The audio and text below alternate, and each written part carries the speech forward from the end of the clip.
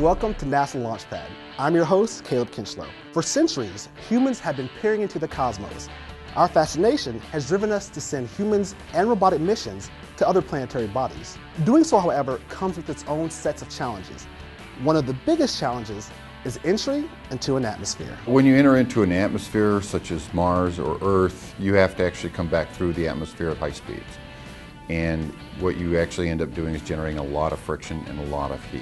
Aerodynamic heating occurs when you actually go through the atmosphere and you impact the air molecules. And so the air molecules are actually transferring friction to the vehicle, and that is the heat that they actually generate onto the vehicle itself. Space vehicles that enter a planetary atmosphere, like Earth's or Mars, require the use of a thermal protection system, or TPS, to protect them from aerodynamic heating. There have been several types of TPS used throughout the history of spaceflight.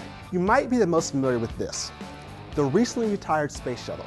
The TPS on the shuttle was made of a series of specially designed heat tiles placed on the wings and underside of the orbiter. As the shuttle glided back down through the atmosphere, these tiles protected it from the 1500 degrees Celsius temperatures experienced during atmospheric reentry. But the space shuttle's tiles aren't the only type of thermal protection system.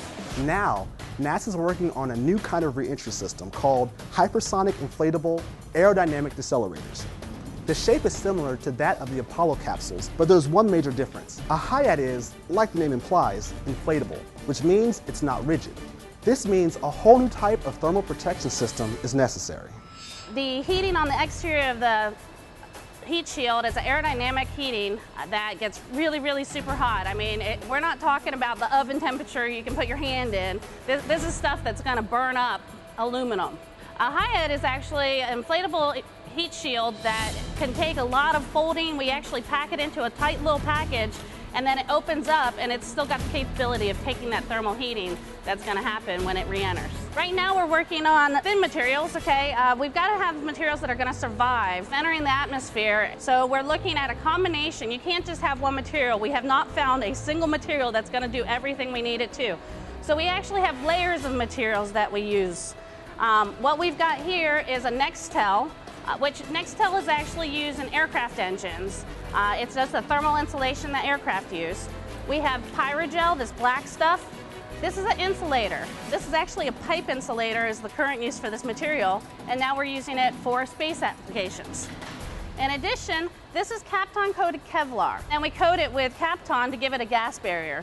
The gas barrier is used so that we don't have hot air penetrations that'll get to the inflatable and damage our structure underneath. So time out. You're telling me that a fabric is going to withstand the searing temperatures of planetary reentry? How is that possible? Look at a ceramic mug. It's a material, we call it ceramic. They're designed to withstand extremely high temperatures, up to 3,000 degrees F.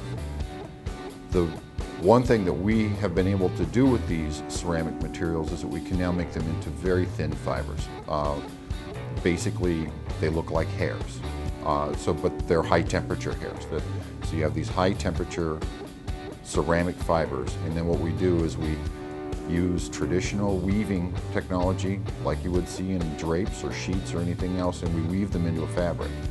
And now what I have is I have a high temperature fabric. So now I have a fabric that can sit on the outside of my vehicle and withstand 3,000 degrees F. I knew that Kevlar can be used for body armor, but I never would have thought to use it for something like a thermal protection system. We just went to each one of the different companies and bought this material, and now we're combining it in ways that no one else has to actually be able to use this.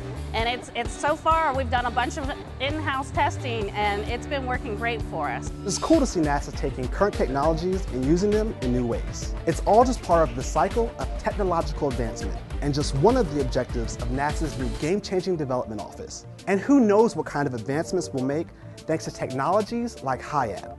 Thanks for watching NASA Launchpad. I'm Caleb. Catch you next time.